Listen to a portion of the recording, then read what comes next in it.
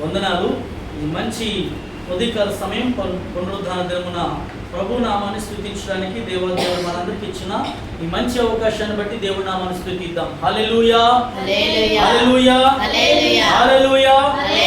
మంచిది. మరి చక్కటి క్రిస్మస్ దినాలలో మరి సంతోషకరమైన ఆనందకరమైనటువంటి దినాల్లోనికి దేవుడు మనల్ని ప్రవేశింపచేశారు. మరి ఇటు రీతిగా దేవుడి నామాన్ని స్తుతించడం, ఆరాధించడం, ఆయనను మహిమపరచడం యావత్ ప్రపంచమంతా కూడా ఈ రోజున క్రిస్మస్ వేడుకలలో మరి సంతోష ఆనంద డోలికలలో మరి ఎంతో సంతోషిస్తూ ఉన్నారు.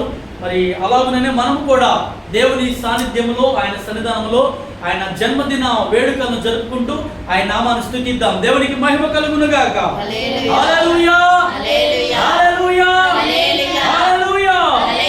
Happy Christmas, merry Christmas, happy Christmas, happy Christmas, happy happy Christmas, merry merry Christmas, merry Christmas, happy Christmas. Yesu Kristu మహారాజుకి జై, రానయ్యున్న రారాజుకి, జై, పాపుల రక్షకునికి జై, మరణాతా.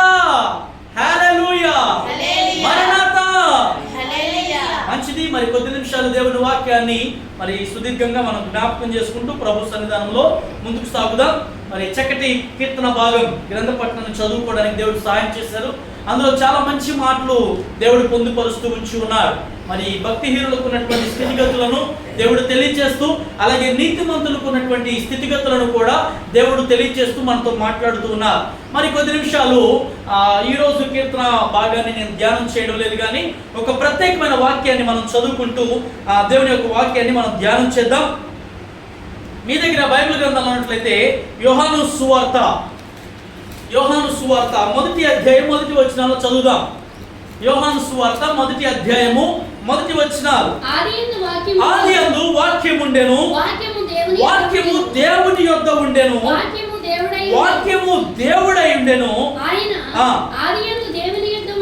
ఆయన ఆదియందు దేవుని యొద్ద ఉండెను, సమస్తమును ఆయన మూలముగా కలిగెను, కలిగి ఉన్నదేదియు ఆయన లేకుండా కలగలేదు, ఆయనలో జీవముండెను, ఆ జీవము మనుషులకు వెలుగై ఉండెను, ఆ వెలుగు చీకటిలో ప్రకాశించుచున్నది గాని చీకటి దానిని గ్రహింపకుండెను. చాలా జాగ్రత్తగా ఈరోజు దేవుని వాక్యాన్ని మనం జ్ఞాపకం చేసుకుందాం. ఈ రోజున అనేక క్రిస్మస్ వేడుకలలో అద్భుతమైనటువంటి వాక్య పరిచర్యల ద్వారా అద్భుతమైన వాక్యాలు మనం వింటూ ఉన్నాం. అందులో మరి ప్రధానముగా వినబడుతున్నటువంటి అద్భుతమైన మాటలు ఏమిటంటే, యేసయ్య భూలోకములో జన్మించారని, యేసయ్య మరి మనందరి కోసం ఈ లోకానికి వచ్చారని, ఒక అద్భుతమైనటువంటి రక్షణ ప్రణాళిక ఆయన మన కోసం సిద్ధపాటు చేశారని అనేకమైనటువంటి వర్తమానాల ద్వారా మనం దర్శింపబడుతూ ఉన్నాం. ప్రాముఖ్యంగా ఈ డిసెంబర్ మొదటి రోజు నుంచి ఇంచుమించు డిసెంబర్ 25వ తారీఖు వరకు కూడా అనేకమైన వర్తమానాలు యేసుక్రీస్తు జన్మ ఆ విధానముల గురించి వివరించడం మనం వింటూ ఉన్నాం. దేవునికి మహిమ కలుగును గాక. హల్లెలూయా హల్లెలూయా. మరి ఈ రోజున ఈ పునరుద్ధాన దినమున దేవుని వాక్యములో నుండి ఒక అద్భుతమైనటువంటి వచనాన్ని మనం జ్ఞాపకం చేసుకుంటూ ఆయన సన్నిధానములో మరి వాక్యాన్ని మనం ధ్యానం చేద్దాం. ఆదియందు వాక్యం ఉండెను, వాక్యం ఎక్కడున్నది? దేవుని యొద్ద ఉండెను, వాక్యమే దేవుడై ఉండెను, ఆయన ఆదియందు దేవుని యొద్ద ఉండెను. ఆ రెండవ లేకపోతే ఆ 4వ వచనం చదివితే, ఆయనలో జీవము ఉండెను, ఆ జీవము మనుషులకు వెలుగై ఉండెను, ఆ వెలుగు చీకటిలో ప్రకాశించుచున్నది గాని చీకటి దానిని గ్రహింపకుండెను. ఈ రోజున యేసుక్రీస్తు మరి లోకములో జన్మించారని అనేకమైనటువంటి వాక్యాలు మనం వింటున్నాము కదా. ఎలాగున యేసుక్రీస్తు వారు భూలోకానికి రావడం జరిగింది. ఇప్పుడు దేవుడు అనేటువంటిది, దేవహ అనేటువంటి ఒక సాంస్కృతికమైనటువంటి ఒక వచనముల నుండి వచ్చినటువంటి పదముగా మనం చూస్తే, దేవాహు ప్లస్ ఇతిహా అంటే దేవుడు వెలుగై ఉన్నాడు అని అర్థం. ఏమర్థం? దేవుడు వెలుగై ఉన్నాడు అని అర్థం.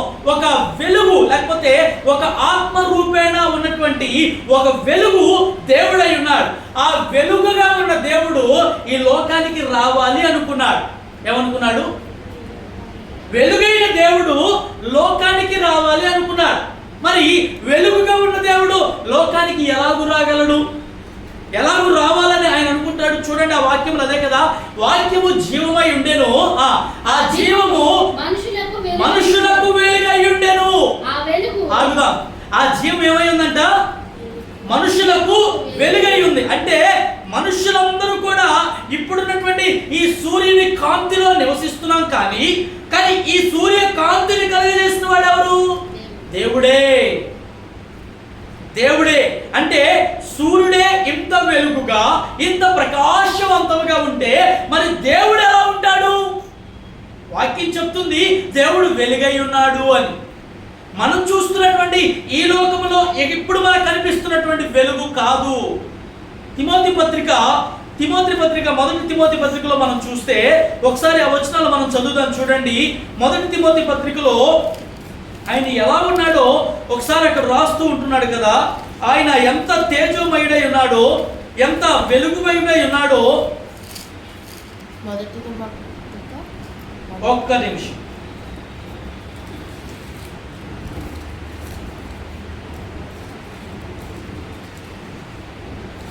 మొదటి తిమోతికి రాసినటువంటి పత్రికలో ఆయన తేజో మహిమ ఎంత అద్భుతంగా ప్రకాశించుచున్నదో, ఆయన ఎంత వెలుగులో మనకు సమీపింపరాని తేజస్సు కలిగినటువంటి ఆయనగా ఎలాగూ మనకున్నాడో ఆ యొక్క వచనాలలో దేవుడు మనకు పొందుపరుస్తూ రాస్తున్నటువంటి విషయాలు మనం చూస్తూ ఉంటూ ఉన్నాం. అయితే మరి అంత వెలుగుమయమైనటువంటి దేవుడు మన మధ్య ఇలాగూ సంచరించడం అనేది ఎంత గొప్ప విషయమో అనేటువంటిది ఒకసారి ఆలోచన చేస్తే నిజంగా చూడండి, 6వ అధ్యాయంలో 3వ వచనం చదవండి. ఎవడైనను మన ప్రభువైన యేసుక్రీస్తు యొక్క హితవాక్యములను దైవభక్తికి అనుగుణ్యమైన బోధన అంగీకరింపక భిన్నమైన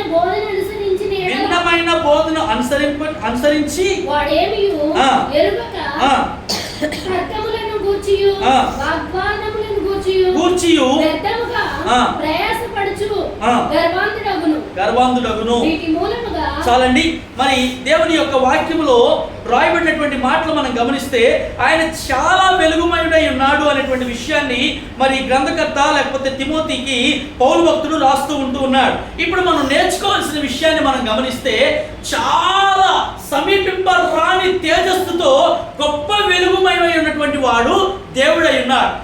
ఒక సూర్యుడు కనుక 1 డిగ్రీ అంటే ఇప్పుడున్నటువంటి సూర్యుడు కొంచెం కనుక క్రిందకి దిగితే ఈ లోకంలో ఉన్న కృత్యాలన్నీ కూడా కాలిపోతాయంట. నా మాటలు అర్థం చేసుకోవాలి. ఇప్పుడు దేవుడు వెలుగై ఉన్నాడు కదా, ఆ వెలుగైన దేవుడు భూలోకానికి వచ్చాడని మనం అందరం చాలా సంతోషిస్తున్నాం కదా. ఎలాగో దేవుడు వెలుగై ఉన్నటువంటి వాడు ఎలాగో భూలోకానికి వచ్చాడో ఈ రోజున మనం నేర్చుకోబోతూ ఉన్నాం. ఒక సూర్యుని యొక్క వెలుగును మనం చూస్తేనే తాళలేము. ఎంతమంది సూర్యుని అలా చూస్తూ ఉండిపోగలరు? ఎవ్వరూ ఉండలేము.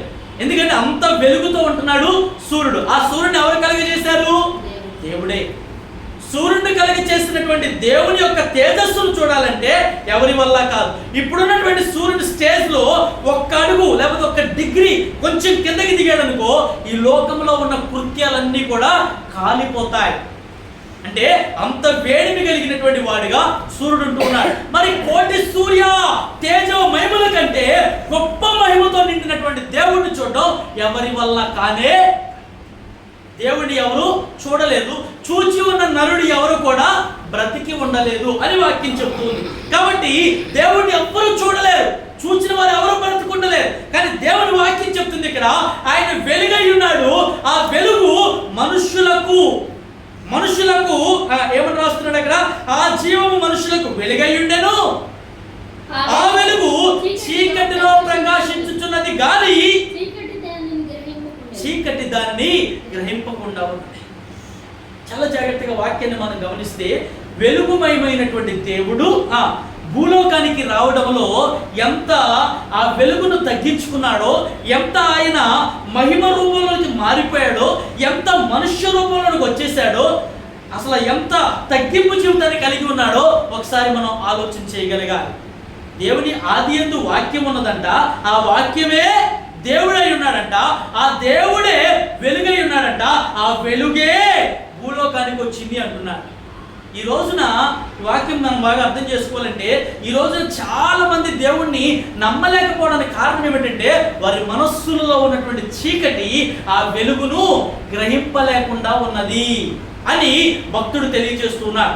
యోహాను చాలా దేవునికి ఇష్టమైన శిష్యుడిగా ఉన్నాడు, అంటే ప్రియమైన శిష్యుడిగా ఉన్నాడు. ఇప్పుడు నేను కొంచెం వెనక్కి ఆనుకున్నాను అనుకోండి, మరి నాకు వెనకాల ఏదైతే ఆ ఆనుడు తగులుతూ ఉండదో, యేసుక్రీస్తు అలా ఆనుకుంటే యోహాను తన రొమ్ముకు ఆనుకున్నట్టుగా ఉండేవాడు అనమాట. అంటే అంత దగ్గర స్నేహం కలిగిన వాడుగా యోహాను ఉంటూ ఉన్నాడు. ఈ యోహాను ఈ యొక్క సువార్త రాయడమే కాదు కానీ 3 పత్రికలు రాశాడు, తర్వాత ప్రకటన గ్రంథం కూడా రాసింది ఈ యోహాను భక్తుడే.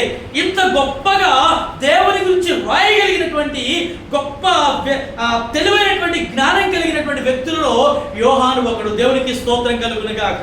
హల్లెలూయా. మత్తయి, మార్కు, లూకా వీళ్ళు ముగ్గురు ఒక కోణంలో యేసుక్రీస్తు వారు భూలోకానికి వచ్చారని చెప్తే, యోహాను మరొక విషయంగా చెప్తున్నాడు.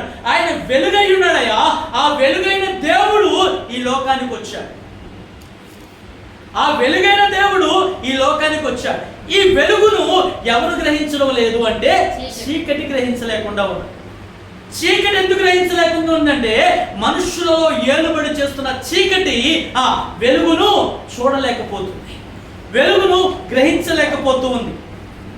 వాక్యాన్ని మనం చదువుకుంటే చూడండి, మరొకసారి అదే వచనం మనం చదివితే, సమస్తము ఆయన మూలముగా కలిగెను, కలిగి ఉన్నదేదియు ఆయన లేకుండా కలిగలేదు. అంటే భూమి మీద ఏది కలిగినా అది కేవలం దేవుడి చిత్తానుసారముగా ఆయన సృజించినవే, ఆయన కల్పించినవే, ఆయన నోటి మాట ద్వారా సృష్టింపబడినవే.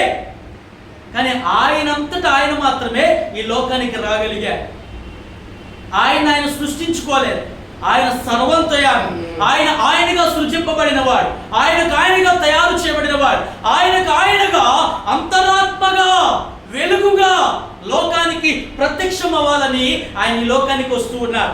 ఒకసారి మనం యోహాను సువార్తలను చదువుకుంటే చాలా మంది ఆయన్ని మరి చిన్ననాటి తరం నుంచి యేసుక్రీస్తు పెరిగి విధానము మనందరికీ తెలుసు. ఆయన అలా ఎదుగుతూ మరి ఆయా ప్రాంతాలు సంచరిస్తూ అనేక చోట్లకు వెళ్ళినప్పుడు వారు చాలా మంది అడిగారంట, ఏంటయ్యా మరి అబ్రహాము పుట్టక ముందే నేను పుట్టానంటావు, మోషే లేనప్పుడే నేను ఉన్నానంటున్నావు, యోనా కంటే ముందున్నవాడినంటావు, నువ్వేమో ఇప్పుడు ఈ తరంలో జన్మించిన వాడివి కదా, మరి నీవెలా అప్పుడు మాటలు ఇప్పుడు ఎలా చెప్తున్నావు అని అడిగితే యేసుక్రీస్తు మాట్లాడుతూ అంటాడు, నేను సత్యమును గురించి సాక్ష్యం ఇవ్వడానికి ఈ లోకానికి వచ్చాను. దేని గురించి అంట? దేవుని గురించి, సత్యాన్ని గురించి సాక్ష్యం ఇవ్వడానికి ఈ లోకానికి వచ్చాను అని మరి ఆనాటున్నటువంటి పరిశీలకు శాస్త్రులకు ఆయన చెప్తూ ఉంటారు. యేసుక్రీస్తు జన్మించినప్పుడు, యేసుక్రీస్తు పెరిగి పెద్దవుతున్నప్పుడు చాలా మంది దేవునికి వ్యతిరేకస్తులు ఉన్నారు. నా మాటలు బాగా అర్థం చేసుకోవాలి. యేసుక్రీస్తు జన్మించిన తర్వాత ఆయన ఎదుగుతూ ఉన్నప్పుడు 12 సంవత్సరాలప్పుడు యెరూషలేము దేవాలయానికి వెళ్ళినప్పుడు వారందరితో ఆయన మాట్లాడుతూ ఉన్నప్పుడు చాలా మంది ఆయన క్వశ్చన్ చేశారు. దేవాలయంలో దేవుని యొక్క వాక్యాన్ని చదువుతున్నప్పుడు చాలా మంది ఆయన క్వశ్చన్ చేశారు. ఏమయ్యా, అబ్రహాము కంటే ముందున్నానంటావు, మోషే కంటే ముందున్నానంటావు, నీకు ఎలా ఇంత జ్ఞానం నీకు తెలుస్తుంది అంటే ఆయన అసలు ఎవరు నువ్వు అట్లవాని కుమారుడు కావా, నువ్వు కన్యమరియ సుతుడవు కావా అని ఇలా చాలా మంది ఆయన క్వశ్చన్ చేసినప్పుడు ఆయన ఈ లోకానికి ఇచ్చిన సమాధానం ఒక్కటే. ఏమని?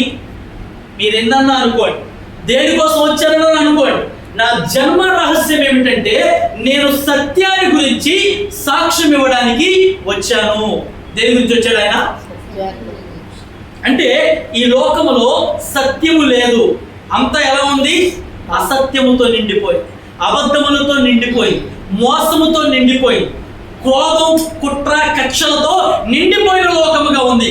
అలాంటి లోకములోనికి దేవుడు ఏం తీసుకొచ్చాడంటే సత్యం అనే మార్గాన్ని తీసుకొచ్చాడు. అందుకే అంటాడు, నేనే మార్గము, నేనే సత్యము, నేనే జీవము. సత్యం అని ఎందుకన్నాడు ఆయన? అర్థమవుతుందా మీకు? ఎవరైనా నువ్వు అని అడిగితే నేనే మార్గాలు. మీరేమన్నా పరలోక రాజ్యానికి చేరాలనుకుంటే నా మార్గంలో ప్రయాణం చేస్తేనే మీరు ఆ తండ్రి రాజ్యంలోనికి రాగలుగుతారు. రెండో మాట, నేనే సత్యాన్ని అంటున్నాడు, నేనే జీవాన్ని అంటున్నాడు. ఈ 3 బాటలలోనే మనుషులు కనుక ప్రయాణం చేస్తే ఆయన పరలోక రాజ్యానికి చేరగలుగుతూ ఉంటారు. అంటే మనం అర్థం చేసుకోవాల్సిన విషయం ఏమిటంటే, గొప్ప వెలుగుతో ఎన్నో కోట్ల ఆ సూర్యకాంతుల కంటే వెలుగైన దేవుడు మానవాళి కోసం, మనుషుల కోసం ఆయన నరరూపధారునిగా తనకున్న ఆ వెలుగంతా తీసేసుకొని, తనకున్న ఆ శక్తివంతమైనటువంటి ప్రకాశమానమైనటువంటి ఆ గొప్ప వెలుగునంతా కూడా తగ్గించుకొని దాసుని స్వరూపాన్ని ధరించి రిక్తునిగా ఆయన ఈ లోకానికి రావడం మనం చూసుకుంటాం. ఒకసారి ఫిలిప్పీ పత్రిక మనం చదివితే అక్కడ కొన్ని మాటలు రాస్తూ ఉంటున్నాడు. ఫిలిప్పీ పత్రికలో దాసుని స్వరూపాన్ని ధరించుకొని రిక్తునిగా ఆయన ఈ లోకానికి ఎలాగో వచ్చాడో చెప్తూ ఉంటున్నాడు. చూడండి, 2వ అధ్యాయంలో 5వ వచనాన్ని చదువుదాం. 2వ అధ్యాయం 5వ వచనం. క్రీస్తు యేసునకు కలిగిన ఈ మనసు మీరును కలిగి ఉండుడి. ఆయన దేవుని స్వరూపము కలిగిన వాడై ఉండి, చూడండి, దేవునితో సమానముగా ఉండుట విడిచిపెట్టకూడని భాగ్యమని ఎంచుకోలేదు గాని మనుషుని పోలికగా పుట్టి దాసుని స్వరూపమును ధరించుకొని తన్ను తానే రిక్తునిగా చేసుకొనెను.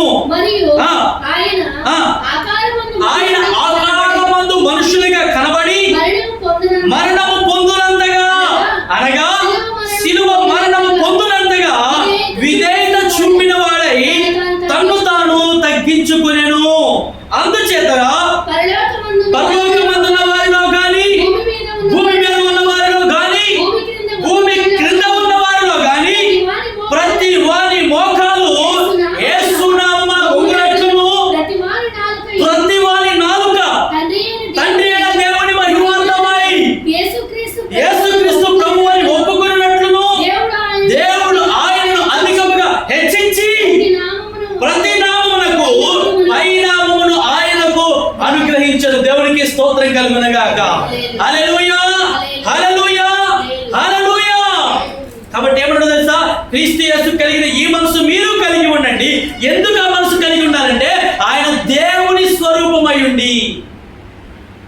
ఏ స్వరూపం అంటది? దేవుని స్వరూపం. దేవుని స్వరూపం ఎలా ఉంటుంది? మీరు ఎప్పుడైనా చూసారా? లోకంలో చాలా స్వరూపాలు ఉన్నాయి. లోకంలో చాలా స్వరూపాలు ఉన్నాయి. ఏ దేవుడు కావాలంటే ఆ దేవుడు స్వరూపాలు చేసేసుకోవచ్చు. స్వరూపం అంటే ఏంటి? రూపము అని అర్థం, అంతే కదా? స్వరూపం అంటే ఏ రూపాన అయినా మనం తయారైపోవచ్చు. ఇప్పుడు చాలా మంది చూడండి, రూపాలు మార్చేసుకుంటారు. మగవాళ్ళు ఆడవాళ్ళలాగా, ఆడవాళ్ళు మగవాళ్ళలాగా వాళ్ళ స్వరూపాలను మార్చుకుంటున్నారు. స్వ అంటే నా, రూపం అంటే నాకున్నటువంటి ఆకారం. ఈ స్వరూపాన్ని ఎవరిష్టం వచ్చినట్లుగా వాళ్ళు మార్చేసుకుంటూ ఉన్నారు. కానీ దేవుడు ఏం చేసుకున్నాడో తెలుసా? తన దేవుని స్వరూపమై ఉండి, అంటే దేవుని స్వరూపంలో ఉన్నటువంటి వాడే ఎలా వచ్చాడు తెలుసా? మానవుని ఆకారాన్ని ధరించి. ఎంత గొప్ప మాట చూడండి. దేవుని స్వరూపంలో ఉన్నటువంటి ఆయన మనుషుని ఆకారాన్ని ధరించాడు. మనుషుడేమో రూపాలు మార్చుకుని బతుకుతున్నాడు, మనుషుడే తన ఆకారాలను మార్చుకుని బ్రతుకుతున్నాడు, మనుషుడేమో తనకున్న స్వరూపాన్ని అందంగా ఉన్నటువంటి వాడు ఏ రకంగానో తయారైపోతూ ఉన్నాడు. అందుకే చెప్తున్నాడు దేవుడు పై రూపాన్ని లక్ష్య పెట్టడు కానీ ఏం చూస్తాడంటే ఆయన హృదయాంతరంగాలను పరిశీలించువాడు. ఆయన ఎంత గొప్ప మాట చూడండి. దేవుడు పై రూపాలను ఎప్పుడు లక్ష్య పెట్టేవాడు కాదు. నువ్వు పై రూపాలు ఎన్నైనా ధరించుకో, దేవునికి అవి అనవసరమైనటువంటి. కానీ దేవుడు లక్ష్య పెట్టేది ఏంటో తెలుసా? మనుషుని యొక్క హృదయం. హృదయం ఎలా ఉంది? నువ్వు హృదయంలో కూడా ఆకారాన్ని మార్చుకున్నావు అనుకో, హృదయంలో ఉన్నటువంటి ఆ ఆకారాలను, ఆ తలంపులను నువ్వు మార్చుకున్నావు అనుకో, నేరుగా ఎక్కడికి వెళ్తావు తెలుసా? నరకలోకానికి వెళ్ళిపోతావు. అందుకే దేవుడు చెప్తున్నాడు, దేవుని స్వరూపముగా ఆయన ఉండి, ఏమన్నాడు అద్భుతమైన మాట, దేవుని స్వరూపము కలిగిన వాడై ఉండి దేవునితో సమానముగా ఉండుట. గొప్ప మాట చూడండి. దేవునితో సమానముగా ఉండుట విడిచిపెట్టకూడని భాగ్యమని ఎంచుకొనలేదు గాని అంట. అంటే దేవుడితో సమానంగా ఇప్పుడు ఎవరన్నా సీఎం గారు ఉన్నారనుకోండి, ఆయనతో పాటుగా కుర్చీ వేస్తారనుకో, ఇప్పుడు ఆయనతో పాటు మనం కూడా కూర్చున్నాం అనుకో, ఏమంటారు మనల్ని? సీఎం గారితో సమానంగా. అంతేగా, సీఎం గారు, డిప్యూటీ సీఎం గారు, ఆ తర్వాత హోమ్ మినిస్టర్ గారు, ఇలా మినిస్టర్స్ అందరూ కూడా వాళ్ళకి ఒక సమాన వేదిక మనం ఎలా చూస్తామో. కానీ దేవుడు ఏమన్నాడు తెలుసా? ఆ సింహాసనాన్ని, ఆ దేవుడితో సమానత్వాన్ని ఉండిపోవాలని అనుకోలేదు కానీ, విడిచిపెట్టకూడని భాగ్యమని ఎంచుకోలేదు కానీ, మనుషుని స్వరూపాన్ని అంటే మనుషుని ఆకారాన్ని ధరించి, చదవండి, మనుషుని పోలికగా పుట్టి దాసుని స్వరూపాన్ని ధరించుకొని. ఏమండి, దేవుడు దాసుడు కాగలుగుతాడా? ఆలోచించండి. దేవుడు అనేవాడు దాసుడైపోయాడు అని అంటే, దాసుడు అంటే అర్థం ఏంటి? దాసుడు అంటే అర్థం ఏంటమ్మా? యజమాని కింద చేసేవాడే దాసుడు. దాసుడు అంటే బానిస అని, ఏ పని చేస్తే ఆ పని చేసేవాడు అని. బానిసలు, పని మనుషుల కింద. మరి అలాగున మనుషుని యొక్క ఆకారాన్ని ధరించి, మనుషుని పోలికగా పుట్టి దాసుని స్వరూపాన్ని ధరించుకొని. దాసుడు అంటే సేవ చేసేవాడు అని. మరి ఇప్పుడు చెప్పండి, దాసుడుగా వచ్చిన ఆయన ఎవరికి సేవ చేస్తున్నాడు? దేవుడు అనేవాడే మనుషుని పోలికగా పుట్టాడు. ఆ మనుషుని పోలికగా పుట్టిన వాడు దాసుడు అయిపోయాడు. ఆ దాసుడు ఇప్పుడు ఏం పని చేస్తున్నాడంట? ఏం చేస్తున్నాడు? దాసుని స్వరూపాన్ని ధరించి తను తాను రిక్తునిగా చేసుకొని, ఆకారమందు ఎలా కనబడ్డాడంట? దేవుడు ఆకారమందు మనుషునిగా కనబడి, ఇక చివరికి ఎలా వచ్చేసాడంటే, దాస్యత్వంలో ఉన్నటువంటి ఆయన మనుషుని ఆకారంగా కనబడి చివరికి మరణము పొందినంతగా. ఎవరి కోసం? ఎవరి కోసం? మనుషులందరి కోసం. ఇప్పుడు మనకెవరో వచ్చి ఏదో చెప్తున్నారు అనుకో, మనం వినడం లేదు, నమ్మడం లేదు. ఏ జంతువులో మనతో మాట్లాడింది అనుకో, మనం వింటామా? కోతి మనతో మాట్లాడింది అనుకో, మనం వింటామా? సింహం మనతో మాట్లాడింది అనుకో, వింటామా? సింహం జాతి వేరు, కోతుల జాతి వేరు, ఇంకా జింకల జాతి వేరు, వాటి పక్షాదుల జాతులు వేరు, వాటి జంతువుల జాతులు వేరు. అందుకని దేవుడు ఏ ఆకార రూపేణ రాలా, ఏ జంతువు ఆకార రూపేణ రాలా, ఏ పక్షుల ఆకార రూపేణ రాలా, ఏ చెట్లు ఆకార రూపేణ రాలా. ఆయన ఎలా వచ్చాడంటే మనుషుని ఆకారాన్ని ధరించుకొని. ఇప్పుడు నేను ఎవరిని? అంతేగా, నన్ను మనిషి అంట. ఇప్పుడు మనిషి చెప్పిన మాట మనిషి వింటాడు కానీ వేరే వాళ్ళు చెప్పిన మాట వింటారా? మనుషుడు ఏ అధికారంలో ఉన్నా వాడు మనుషుడే. అర్థమవుతుంది ఆ మాటలో?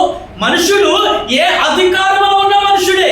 కాబట్టి మనుషులు మాట వింటారు కానీ ప్రకృతిలో ఉన్నటువంటి ఏ పక్షాదుల మాట కానీ, ప్రకృతిలో ఉన్న ఏ జంతువుల మాటలు కానీ ఎవరో వినరు. దేవుడు కొన్నిసార్లు ఆ జంతువుల ద్వారా కూడా భక్తులకు బుద్ధి చెప్పాడు. గాడిద ద్వారా బిలాముకు దేవుడు బుద్ధి చెప్పాడు. కొన్నిసార్లు జంతువులు ఆయన వాడుకున్నాడు. ఎందుకోసం? క్రమపరచడం కోసం, బుద్ధి చెప్పడం కోసం. కానీ ఈ దేవుడు అనేవాడు ఏ ఆకార రూపేణ రాలేదు కానీ మనుషుల ఆకారంలోనే. ఎందుకంటే మనుషుల మాట వింటారు. ఇప్పుడు నేను చెప్తే మీరు ఎలా వింటారో, మీరు చెప్తే నేను ఎలా వింటానో, మనుషులుగా మనం అండర్స్టాండింగ్ ఎలా ఉంటుందో అలాగున ఆయన కూడా దేవుడిగా రాలా, మనుష్యుని ఆకారాన్ని ధరించుకొని దాసునిగా వచ్చి తను తానే రిక్తునిగా చేసుకొని ఏమన్నాడు తెలుసా? మరణము పొందినంతగా. అంటే ఆ మనుష్యులలో సత్యాన్ని గనుక గ్రహించడానికి, సత్యమును నడిపించడానికి చివరికి ఆయన ఏమని సమర్పించుకున్నాడంటే మరణము పొందినంతగా వచ్చేసాడు. మనం నమ్ముకున్న దేవుడు ఎంత గొప్పవాడు ఆలోచించాలి. యోహాను చెప్పిన రీతిలో మనం ఆలోచిస్తే గొప్ప వెలుగైన దేవుడు అంట.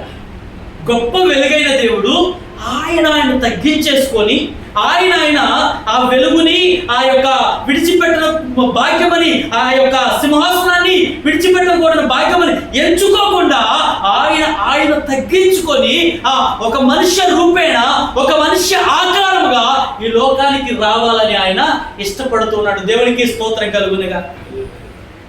ఒక రహస్యమైన విషయం ఏంటో తెలుసా? ఒక రహస్యమైన విషయం గమనించాలి.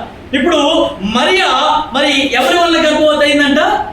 పరిశుద్ధాత్మ వల్ల. గాబ్రియల్ దూత మరియ దగ్గరికి వచ్చి చెప్పిన మాట, దయాప్రాప్తురాలా నీకు శుభమవునుగాక, నీవు పరిశుద్ధాత్మ వలన గర్భము ధరిస్తావు, దేవుని మహిమ నిన్ను కమ్ముకొనును అని ఈ మాటలను చెప్తున్నాడు.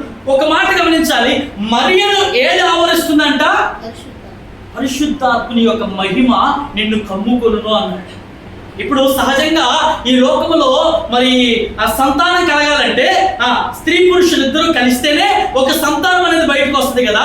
కానీ మరియను ఏమి కమ్ముకున్నదంటే దేవుని యొక్క మహిమ, దేవుని యొక్క పరిశుద్ధాత్మని యొక్క మహిమ ఆమెను కమ్ముకోవడం వలన ఆమె గర్భం ధరించింది. దేవుని మహిమ చాలా స్వచ్ఛమైనటువంటిది. దేవుని మహిమ చాలా పవిత్రమైనటువంటిది. దేవునికి స్తోత్రం కలుగునుగాక. ఆ పవిత్రమైనటువంటి మహిమ, ఆ పవిత్రమైనటువంటి యొక్క పరిశుద్ధాత్మ యొక్క శక్తి ఆమెను కమ్ముకోవడం వల్లనే ఈయన కూడా పరిశుద్ధుడుగా నేడు ఈ లోకంలోనికి రావడం జరిగింది. దేవునికి స్తోత్రం కలుగునుగాక. హల్లెలూయా. అందుకే ఆయన ఆ యొక్క న్యాయస్థానాలలో ఆయన నిలబెట్టినప్పుడు ఆయన అడుగుతూ ఉంటాడు. చాలా మంది ఆయన మీద నేరారోపణ చేస్తున్నప్పుడు యేసయ్య పలికిన మాట ఏంటో తెలుసా? నాలో పాపం ఉన్నదని మీలో ఎవరైనా స్థాపించగలరా అన్నాడు. ఎంత గొప్ప స్టేట్మెంట్ తెలుసా? నాలో పాపం ఉన్నదని మీలో ఎవరైనా స్థాపించగలరా? అందుకే అంటాడు, పాప సహితుల నుండి పాపరహితుడు పుట్టడం అనేది ఎంత గొప్ప విషయమో. మనం అందరం పాపం చేత నిండిన వారమే. మనమందరము మనుషుల యొక్క కలయిక ద్వారా ఈ భూమి మీదకి వచ్చిన వారమే. కానీ యేసయ్య ఒక్కడే పరిశుద్ధాత్మ కమ్ముకోవడం వలన, ఆయన మహిమ ఆమె మీద కమ్ముకోవడం వలన ఆమె గర్భము ధరించి ఒక పరిశుద్ధుని భూలోకములో ఉద్భవింప చేసేలాగా ఉంటాయి. దేవుని ప్రణాళికను ఒక్కసారి ఆలోచించండి. ఆయన పెరిగి పెద్దయిన తరువాత పుట్టినటువంటి వాడు మరి ఏ పాపము లేకుండా, పాపపు ఆలోచన లేకుండా మనుషులందరినీ కూడా సత్యములోనికి నడిపిస్తూ యేసుక్రీస్తు అలా నడుచుకుంటూ వెళ్ళిపోతున్నప్పుడు యోహాను అంటున్నాడు కదా, ఇదిగో లోక పాపములను మోసుకొని పోవు. ఆయన ఎవరంట? లోక పాపములను మోసుకొని పోయే దేవుని గొర్రెపిల్ల. అంటే ఆయన ఈ భూలోకానికి వచ్చిందే సర్వమానవాళి పాపములంతటి కూడా ఆయన మీద మోయడానికి, ఆయన భరించడానికి. అసలు ఆయన ఎవరు? దేవుడై ఉన్నాడు. ఆ దేవుడైన వాడు, వెలుగైన వాడు మనుష్యుని ఆకారాన్ని ధరించేసుకున్నాడు. వెలుగుగా ఉన్నటువంటి దేవుడు మనుష్యుడైపోయాడంటే, ఆ మనుషుడు ఈ లోకంలో ఉద్భవించాడట. ఆ ఉద్భవించిన వాడు నేర్పిస్తున్న పాఠం ఏమిటంటే, సర్వసత్యములోనికి ఎందుకు వచ్చావా నువ్వు? అబ్రహాం కంటే ముందున్న వాడివా? యోనా కంటే ముందున్న వాడివా? మోషే కంటే ముందున్న వాడు? అసలు ఏంటి నీ బోధలో అని వారందరూ క్వశ్చన్ చేస్తున్నారు. ఇంకో విషయం చెప్పనా, జాగ్రత్తగా వినాలి. యేసుక్రీస్తు జన్మించినప్పుడు యోధా మరి రోమీల చరిత్ర రాసినటువంటి గొప్ప చరిత్ర ఉంది. జోసిఫస్ రాసినటువంటి చరిత్ర, రోమ చరిత్ర ఉంది. లూమియస్ రాసినటువంటి సంఘ చరిత్ర ఉంది. రబ్బీలు రాసినటువంటి తాల్ముద్ గ్రంథాలు ఉన్నాయి. మరి ప్రపంచానికి జ్ఞానాన్ని నేర్పినటువంటి గ్రీకుల సామ్రాజ్యం ఉంది. ఇంతమంది గొప్ప గొప్ప తెలివితేటలు కలిగిన వారి మధ్య ఎవరు జన్మించారంట? యేసుక్రీస్తు జన్మించారు. అంటే ఆ రోజున మరి లా ఏమీ లేకుండా లేదు, అంటే ధర్మశాస్త్రం లేకుండా ఏమి లేదు. వాళ్ళకేమి మరి న్యాయశాసనాలు లేకపోతే ధర్మశాసనాలు ఏమి లేని రోజులు కావవేమి, వాటన్నింటి వాళ్ళు ఆల్రెడీ పాటిస్తూనే ఉన్నారు. కానీ ఈయన జన్మించడం వల్ల ఒక కొత్త బోధకి ఏంటో తెలుసా, అలవాటు పడుతూ ఉన్నారు. ఇప్పుడు ఎవరైనా సమాజంలో ఒక కొత్త బోధ తీసుకొచ్చారనుకో, ఈయనేంట్రా భలే చెప్తున్నాడు, ఈయనేంట్రా వెరైటీగా చెప్తున్నాడు, ఇతనేంట్రా ఏదో కొత్తగా మాట్లాడుతున్నాడు అని ఎలాగైతే ఆ బోధలకు కొంతమంది వినాలని అనుకుంటారో, యేసయ్య బోధ ఆ రోజుల్లో వాళ్ళకి అలా అనిపించింది. ఆ గ్రంథాలు, ఆ శాస్త్రాలు, వారి జ్ఞానం, వీటన్నిటికీ మించినటువంటి మాటలు ఆయన మాట్లాడుతున్నాడు. దేవునికి స్తోత్రం కలుగునుగాక. హల్లెలూయా. ఎందుకు తెలుసా? ఆయనే సర్వజ్ఞాని అయి ఉన్నాడు, ఆయనే సర్వోత్తరీయమై ఉన్నాడు, ఆయనే దేవుడై ఉన్నాడు, ఆ దేవుడే లోకానికి వచ్చిన వాడై ఉన్నాడు. ఇక వీళ్ళ పాఠాలు ఆయన ఎందుకు నేర్చుకుంటాడు? ఆయన నేర్పిన పాఠాలే వీళ్ళు నేర్చుకోవాలి, అంతే కదా? యేసయ్య పాఠాలు వాళ్ళు నేర్చుకోవాలి. అందుకే వాళ్ళందరూ ఆశ్చర్యపోయి చాలా క్వశ్చన్ చేస్తున్నారు. ఏంటయ్యా నువ్వు, ఏం బోధిస్తున్నావు, నువ్వు ఏం మాట్లాడుతున్నావు నువ్వు అని వాడిని అడుగుతున్నావు. ఆయన అంటాడు, నేను సత్యమును గురించి సాక్ష్యం ఇవ్వడం. అంటే సాక్ష్యం అంటే ఏంటి?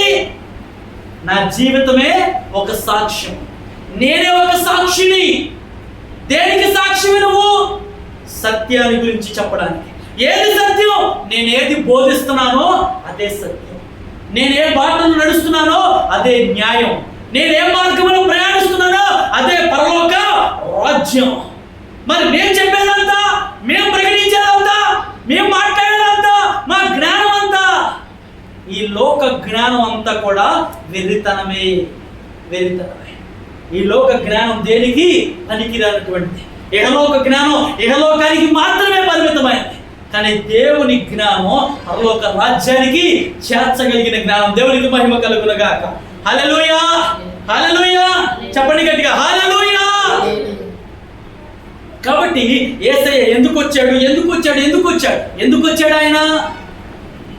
ఆయన ఈ రోజున మనం నేర్చుకోవాల్సిన మాట ఏంటో తెలుసా? సత్యములోనికి నడిపించడానికి వచ్చాడు. అంటే ఇప్పటి వరకు మనం నడుస్తున్న బాట ఏంటో తెలుసా? అసత్యమైన మార్గం. నేడు ఇంకా ప్రపంచం అసత్యమైన మార్గంలోనే నడుస్తుంది. నేడు ఇంకా ప్రపంచం అసత్యంలోనే బ్రతుకుతుంది. సత్యం అనేది తెలియక అన్వేషణ చేస్తున్నటువంటి వారు చాలా మంది ఉన్నారు. కానీ యేసయ్య బోధలు వింటే, యేసయ్య మాట వింటే, ఏది సత్యమో, ఏది న్యాయమో, ఏది ధర్మమో, ఏది అవసరమో దేవుని యొక్క వాక్యం మనకు నేర్పిస్తుంది. ఈ లోకానికి ఆయన అందుకే వచ్చాడు. యేసయ్య వచ్చాడని చాలా సంతోషంగా, ఆనందంగా మనం గడుపుతూ ఉన్నాం. ఆయన వచ్చిన రీజన్, ఆయన వచ్చిన కారణం, ఆయన వచ్చిన హేతువు మనం తెలుసుకోవాలి. ఆయనకి ఏమవసరం? కోట్ల కొలది దేవదూతలు నిత్యము స్తుతించేవి ఉన్నాయి ఆయన దగ్గర. అడుగు కూడా కింద పెట్టవలసినటువంటి అవసరం లేకుండా ఆయన పాదాలు పట్టుకొని మోయగలిగిన దేవదూతలు ఉన్నారు. తన సింహాసనం మీద ఆయన కూర్చుండి లోక రాజ్యం అంతా కూడా ఆయన పరిపాలన చేయగలిగిన వాడు. ఆయన మాట లేకుండా ఏది జరిగేది కాదు. అలాంటి గొప్ప దేవుడు, ఆ సింహాసనం, ఆ మహిమ, ఆ తేజస్సును, ఆ సైన్య సమూహమును అంతటి కూడా విడిచిపెట్టకూడని భాగ్యమని ఎంచుకోలేదు. కానీ ఎంత గొప్ప మాట తెలుసా? విడిచిపెట్టకూడని భాగ్యం అంటే దాన్ని విడిచి రాలేనంతగా, విడిచిపెట్టలేనంతగా ఉన్నా వాటన్నిటిని విడిచిపెట్టి వచ్చాడు. ఎవరి కోసం? మన కోసమే. మనం ఎలా బ్రతుకుతున్నామో తెలుసా? చీకటిలో బ్రతుకుతాం, అంధకారంలో బ్రతుకుతున్నాం. యేసయ్య రాక ముందు వరకు కూడా ప్రజలంతా కూడా మోసాల చేత, అనేకమైన అన్యాయాల చేత, వెట్టి చాకిరి చేత, బానిసత్వాలలో మునిగిపోయినటువంటి బ్రతుకులే. ఎవరితో దేవునికి సంబంధం లేనటువంటి వారిగా ఉన్నారు. ఎవరు దేవునితో మాట్లాడలేని పరిస్థితిలో ఉన్నారు. దేవునికి మనుషులకు చాలా వ్యత్యాసంతో దూరమైపోయినటువంటి బ్రతుకులు బ్రతుకుతున్నారు. అలాంటి దూరమైన బ్రతుకులను దేవుడు దగ్గర చేరుస్తున్నాడు. దేవునికి మహిమ కలుగును గాక. రెండు చేతుల పైకి ఒకసారి దేవుడి నామమును స్తుతిద్దాం. హల్లెలూయా, హల్లెలూయా, హల్లెలూయా. నా మాటలు అర్థం చేసుకోండి. విడిచిపెట్టకూడని భాగ్యాన్ని ఆయనే విడిచిపెట్టి ఈ లోకానికి వచ్చాడు. ఎవరి కోసమో తెలుసా? మన కోసం. మనం కొంచెం మంచిగా ఇల్లు మనకుందనుకో, నేను అస్సలు విడిచిపెట్టి రానంటాం. ఏదైనా డబ్బు ఉందనుకో, నేను అస్సలు విడిచిపెట్టి రానంటాం. ఏదైనా గొప్ప హోదా ఉందనుకో, అస్సలు విడిచిపెట్టి రానంటాం. ఎందుకంటే ఆ సుఖభోగాలలో మనం ఇమిడిపోతూ ఉన్నాం. ఆ సుఖభోగాల్ని మనం విడిచిపెట్టలేకుండా ఉన్నాం. కానీ దేవుడు విడిచిపెట్టాడు. ఎవరి కోసం? మన కోసమే.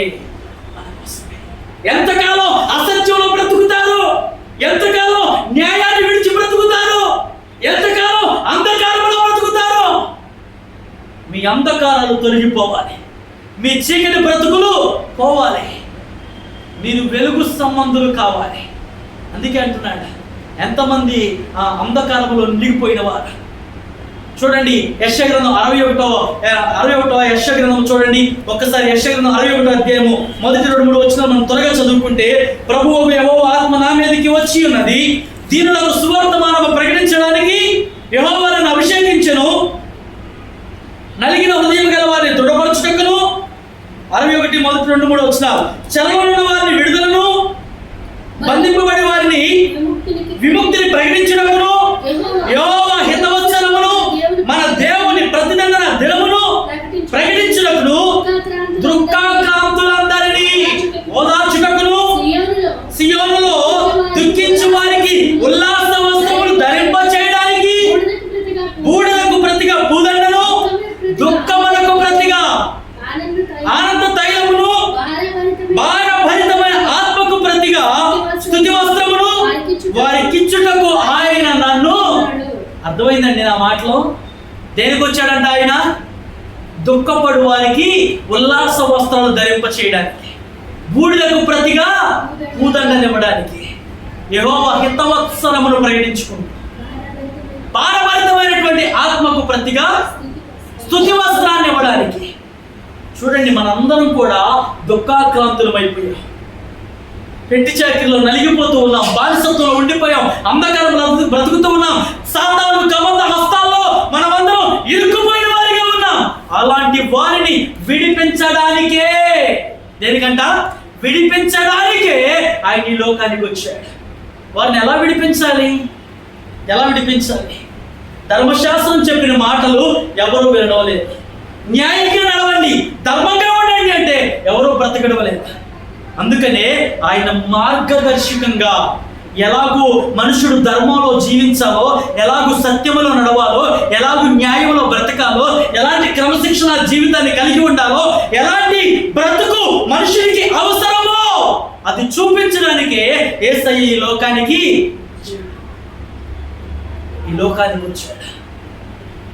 ఆయన రావడమే కాదు, ఎంతగానో తగ్గించుకున్నాడో తెలుసా? మరణము పొందునంతగా. గొప్ప మాట అండి. మరణము పొందునంతగా ఆయన తగ్గించుకొని ఈ లోకానికి రావడం జరిగింది. కనుక నేడున్న ప్రపంచములో మీరు ఎక్కడన్నా అన్వేషణ చేయండి, అన్నిట్లో అసత్యాలే, అన్నిట్లో మోసాలే, అన్ని ఏది దానిలో మనం చూసినా అంతా కల్తీనే. కానీ యేసయ్యను నమ్ముకున్నటువంటి మన జీవితాలు కల్తీ కాకూడదు, మోసపూరితమైనవి కాకూడదు, దేవునికి అయిష్టమైనవి కాకూడదు. ఆయనకి ఇష్టమైన బ్రతుకులుగా కావాలి అంటే మొదట మళ్ళీ ఏముండాలి తెలుసా? సత్యం అనేది ఉండాలి. ఎఫెసీ పత్రిక 6వ అధ్యాయంలో కొన్ని మాటలు మనం చదువుదాం. ఒక్కసారి చూడండి.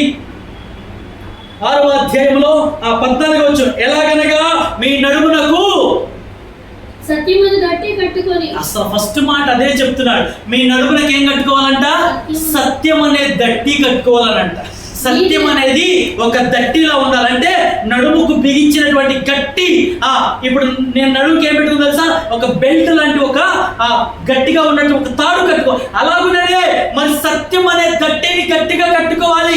అది జారిపోకుండా మన జీవితాల్లో నిలబెట్టాలి. ఆ సత్యం అనే దట్టిని మనం కట్టుకోవాలి. యేసయ్య అది ఆ సత్యాన్ని బట్టే మనుషులను మార్గంలోకి నడిపిస్తున్నాడు. ఎందుకు వచ్చావయ్యా నువ్వు ఈ లోకంలోనికి? ఏంటి నీ పర్పస్? ఏంటి? దేనికి నువ్వు రావడానికి? నీ రాకకి కారణం ఏంటి అని అడిగినప్పుడు ఆయన ఒక్కటే మాట లోకమంతటికి చెప్పిన సమాధానం. సత్యాన్ని గురించి. నేను అద్భుతాలు చేయడానికి వచ్చానని చెప్పాలా? ఆశ్చర్యకార్యాలు చేయడానికి వచ్చానని చెప్పాలా? సచిన వాళ్ళని బ్రతికిస్తా, ఇదే నా డ్యూటీ, ఇదే నా పని అని ఆయన ఎక్కడ చెప్పాలా? ఆ సత్యములో నిలబడిన వారందరినీ కూడా ఆయన రక్షించుకుంటూ వచ్చాడు. ఆయన స్వస్థపరుస్తూ వచ్చాడు. ఆ మాటలు విన్నటువంటి వారు, ఆయన అడుగుజాడలో నడిచినటువంటి వారు, ఆ సత్యం అనే మార్గంలో వెళ్ళిన వారందరినీ కూడా ఆయన తన మార్గంలో తీసుకువెళ్ళాడు.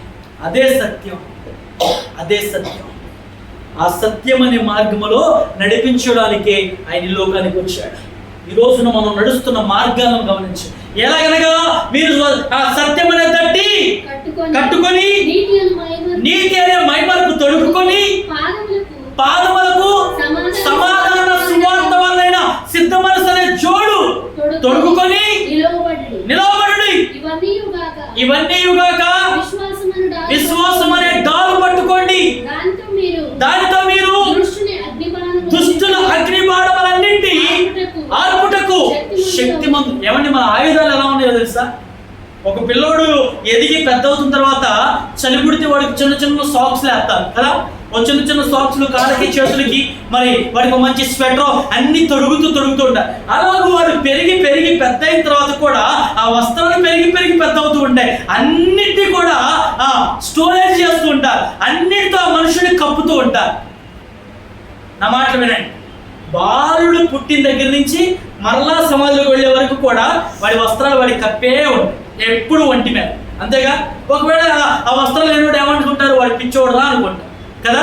అదే తెలివిగల వాళ్ళు అందరూ ఏం చేస్తారు, వస్త్రాలు వేసుకుంటారు, అంటే వాళ్ళ ఒళ్ళు వాళ్ళు కప్పుకుంటారు. కానీ ఆధ్యాత్మికంగా క్రైస్తవ లోకములో మనకున్నటువంటి ఆయుధాలను, మనం ధరించవలసినటువంటి వస్త్రాలను ఆయన చెప్తున్నాడు. మీ నడుమునకు సత్యం అనే దట్టి, మీ కాళ్ళకి ఏం వేసుకోవాలి, సమాధాన సువార్త వలనైన సిద్ధ మనసు అనే జోడు. అంటే ఈ కాళ్ళు ఎలా ఉండాలి తెలుసా? ఎప్పుడు సమాధాన పరిచేవిగా ఉండాలి, ఎప్పుడు గొడవలు పెట్టేవిగా, తగాదాలు పెట్టేవి ఉండకూడదు. సమాధానానికే ఈ పాదాలు నడవాలి, సత్యములో మన నడుము బిగింపబడాలి. ఇంకోటి చెప్తున్నాడు, విశ్వాసం అనే డాలు పట్టుకోవాలి.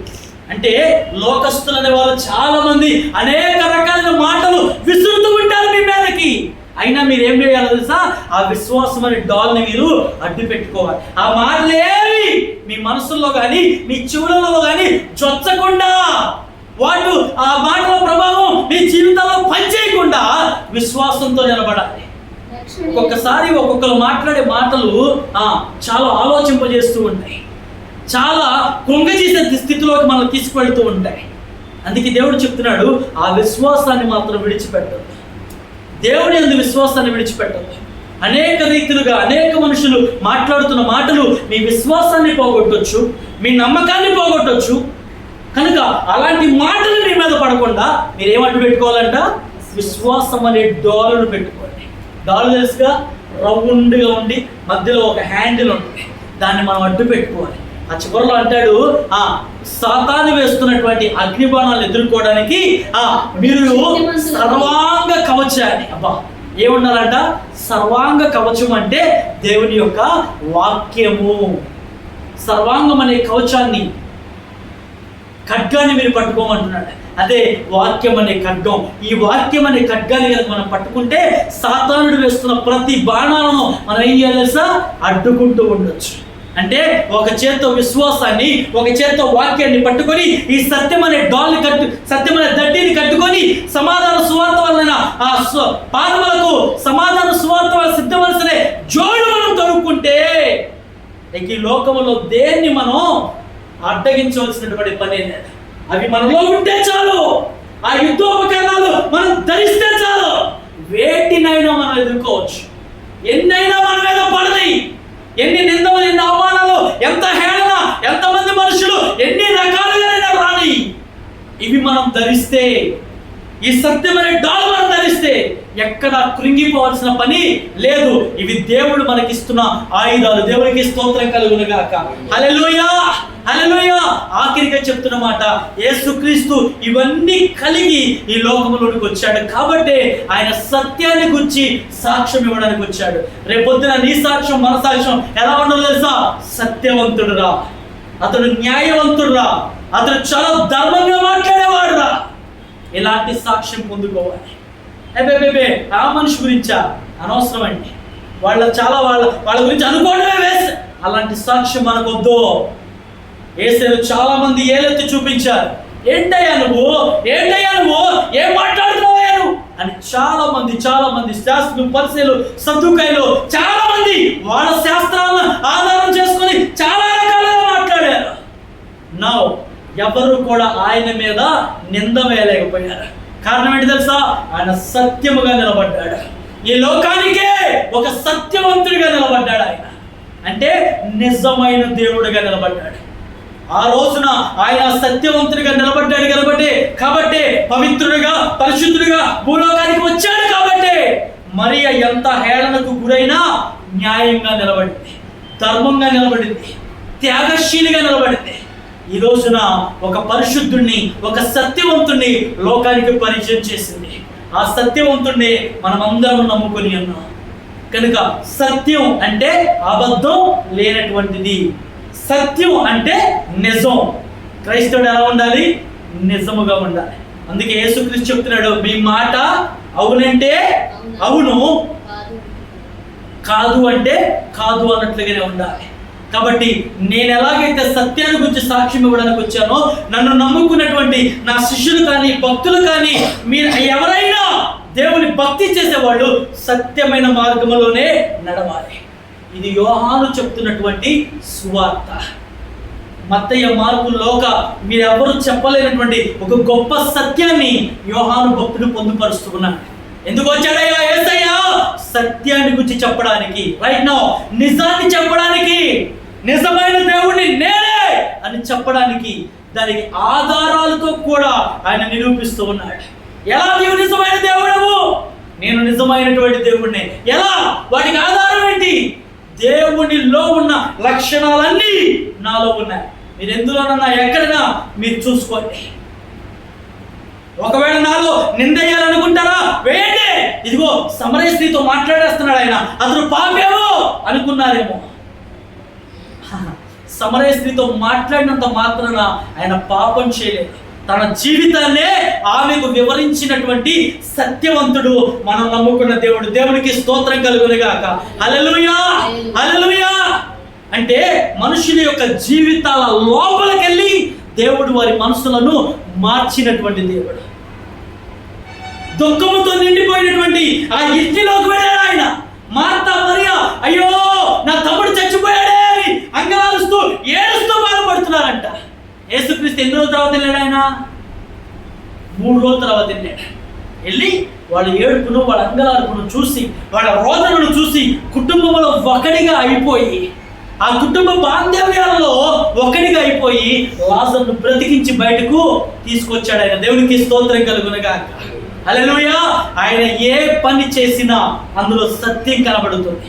ఆయన ఏ బోధ చేసినా అందులో యథార్థత ఉంది, అందులో నీతి ఉంది, అందులో న్యాయం ఉంది, అందులో ధర్మం ఉంది. దేవునికి మహిమ కలుగునుగాక. ఈ రోజున ఇగో కొన్ని కోట్లుగా, వేల కొలదిగా బైబిల్ గ్రంథాలు ప్రచురింపబడుతున్నాయంటే అర్థమేంటో తెలుసా? ఇది సత్యమైన గ్రంథం, ఇది న్యాయమైన గ్రంథం. ఈ గ్రంథంలో ధర్మం ఉంది, న్యాయం ఉంది, సత్యం ఉంది. దీని ద్వారానే మనుషుడు బ్రతకగలడు. అందుకే నీ వాక్యమే నా పాదములకు దీపమును, నా త్రోవకు వెలుగై ఉంది. వెలుగై ఉంది. వెలుగైన దేవుడే మన జీవితాన్ని వెలిగించడానికి వచ్చాడు. కాబట్టి ఇక మనం చీకటిలో బ్రతకకూడదు. క్రిస్మస్ వేళల్లో ఆ యొక్క క్యాండిల్ సర్వీస్ చేస్తూ ఉంటారు. అంటే అర్థం ఏంటి? మనందరూ ఒకప్పుడు చీకట్లో ఉండిపోయాం, ఇదిగో నా వెలుగు నేను వెలిగించుకున్నాను అంటే యేసయ్య వెలిగించిన ఈ వెలుగు అనేకులకు వెలిగిస్తాడు. అంతే కదా? క్యాండిల్ సర్వీస్ ఏం చేస్తారు? నీ వెలుగు, నీ కొవ్వొత్తిని తీసుకెళ్ళి ఇంకొకరు వెలిగించడం. ఆ తర్వాత అలా లోకమంతా అలాగునే యేసయ్య మన జీవితాన్ని ఎలాగో వెలిగించాడో, ఎలాగో సత్యంలో నడిపించాడో, అదే రీతిగా మనమందరం కూడా సత్యమైన మార్గంలో నడవాలి. చివరిగా ఒక మాట చెప్తాను. నిప్పు తెలుసుగా మీకు, వెలుగు తెలుసుగా. ఆ వెలుగులో ఏమైనా కల్మషం ఉంటుందా? అర్థమవుతుంది. అగ్ని తెలుసుగా, మంట. ఆ మంటలో ఏదైనా కల్మషం ఉంటుందా? మంట ఎక్కడైనా ఒకటే మంట. పొయ్యిలో వచ్చినా అదే మంట, పొయ్యిలో వచ్చినా అదే మంట, క్యాండిల్లో వచ్చినా అదే మంట. ఎక్కడైనా మంట ఒకటే. అందులో నువ్వు ఏలు పెడితే ఖచ్చితంగా కాలితే కావాలా? అంటే మంటలో అసత్యం లేదు. ఏముంది? మంటలో సత్యం ఉంది. అలాగే యేసయ్యలో సత్యం ఉంది, కల్మషం లేదు. ఆర్టిఫిషియల్గా ఏమి అందులో కలవు. అది యథార్థమైంది, అది నిజమైంది. అలాగే యేసయ్య కూడా సత్యమైన వాడు. లోకములో ఎన్నో ఆయనలో కలపాలని, ఆయనలో మిళితమవ్వాలని, ఆయన అందులో కలిసిపోవాలని నానా ప్రయత్నాలు చేసిన ఈ పరిశుద్ధ గ్రంథములో కానీ ఆయనలో కానీ ఏ చిన్న మాలిన్యము కూడా వారి కనుచూపు మేరల్లో కనబడ్డా. అందుకే ఆఖరులో ఆయన మీద పెట్టిన నేరారోపణ ఏంటో తెలుసా? ఇతడు దేవదూషణ చేశాడు, నేనే దేవుణ్ణి అంటున్నాడని దేవదూషణ చేశాడని ఒక నిరూపణ, అబద్ధ సాక్ష్యం ఆయన మీద మోపి ఆ సాక్ష్యం ద్వారానే ఆయన్ని సిలువేశాడు. కానీ ఆయన సత్యవంతుడు, న్యాయవంతుడు. నేను మరలా చెప్తున్నాను, బ్రతికుండగా ఆయన ఎంతమందిని సత్యమైన మార్గంలో నడిపించాడో ఆయన మరణించిన తర్వాత అంతకంటే కొన్ని లక్షల కోట్ల వేల మంది ఆయన సత్యమైన మార్గములో నేటికి నడుస్తున్నారు. దేవునికి స్తోత్రం కలుగునగా. అలాంటి మార్గములో నడిపించడానికే ఆయన ఈ లోకానికి వచ్చాడు. మనమందరం ఆ సత్యమైన మార్గంలో నడుద్దాం, ఆయన రాజ్యానికి వారసులం అవుదాం. దేవుడి మాట మన వినికిడిలో దీవించి ఆశీర్వదించును గాక. ఆమేన్.